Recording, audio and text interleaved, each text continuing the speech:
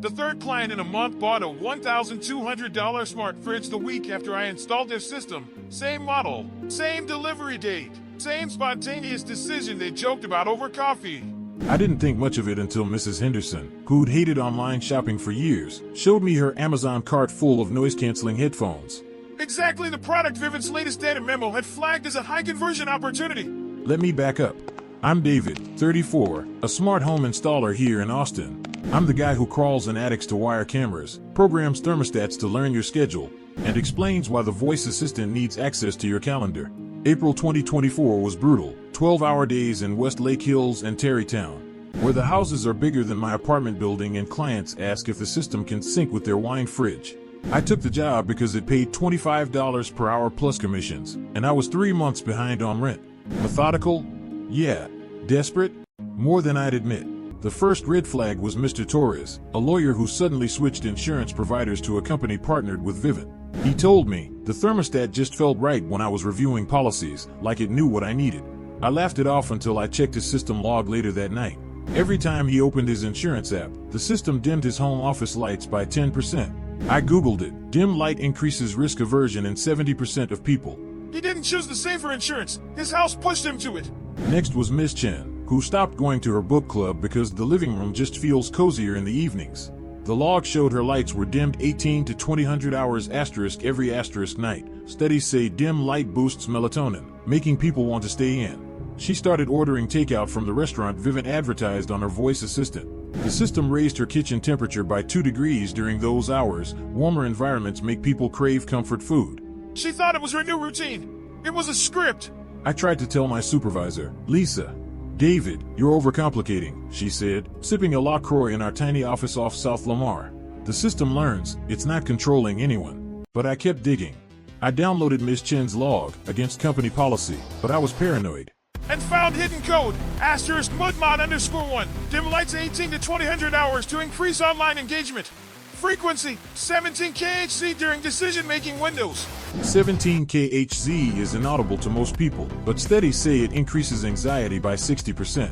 Miss Chen had mentioned feeling on edge before making big choices. I felt sick. I started cross-referencing every client. The couple who bought the smart fridge. Their kitchen temp was raised 2 degrees during evening snack times. The guy who switched gyms to a Vivint partner. His bathroom mirror played 17 kHz when he weighed himself. Every spontaneous choice tracked back to a system tweak. And the clients, they believed it was them. They'd laugh and say, I don't know what came over me, while their home quietly pulled the strings. Then it hit my life. I have a cheap smart bulb in my apartment, $1.15 from Walmart, or so I thought.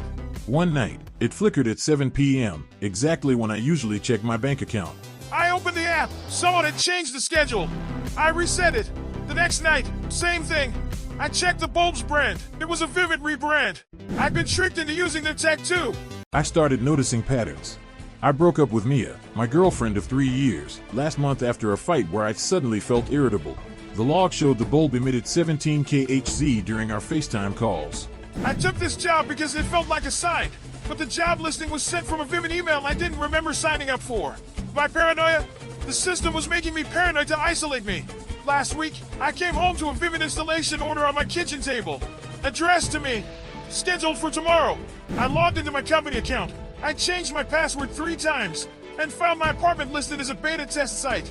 The notes, *subject D34, behavioral modification initiated 6 months prior. Metrics, 82% compliance with product recommendations, 75% reduction in social connections, 90% job retention. I was the test run. They'd been practicing on me before rolling it out to clients. The fights with Mia, the job, the paranoia, all planned. I grabbed my notebook full of logs, research, the installation order, and ran to my car. As I drove, I got a text from Lisa. Heard you're curious about the beta.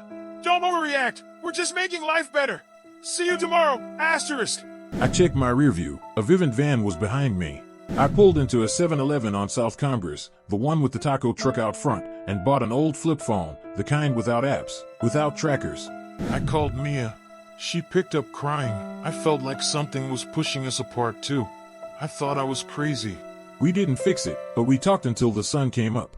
I moved to San Antonio yesterday, 2 hours from Austin. Paid cash for a studio with no Wi-Fi, no smart devices. No bulbs. No thermostats. Nothing that can listen. I work as a handyman now, fixing leaky faucets, patching drywall. No tech allowed. Mia texts sometimes. She said she threw out her smart speaker last week. We don't talk about what happened. Not yet, but it's a start. I still check my mirrors every time I park. I still keep the notebook under my mattress. Full of proof. Full of fear. Last night, I saw a Vivint ad on TV. They're launching a new personalized system. The voiceover said, finally, a home that understands you. I turned it off. Today, I went to the park.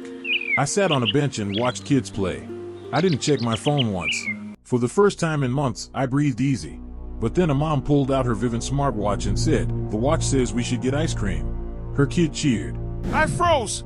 Everyone around me had a device. Everyone was being watched. Everyone was being led. I went back to my studio. I locked the door. I looked at the notebook. And I felt it, the paranoia, the fear, the certainty that they're still watching. But mostly, I felt lucky. Lucky I noticed. Lucky I got away. Lucky I still know what choice feels like.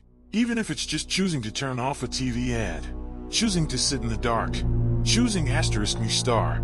Tonight, I'll sleep with the notebook under my pillow. Tomorrow, I'll fix the old lady's fence. And tomorrow night, I'll check me mirrors again. Because once you see the strings, you can never unsee them. And once you realize your choices aren't yours, you never stop running. Don't get a smart home. Don't let them in. Don't let them take you. Trust me, I learned the hard way.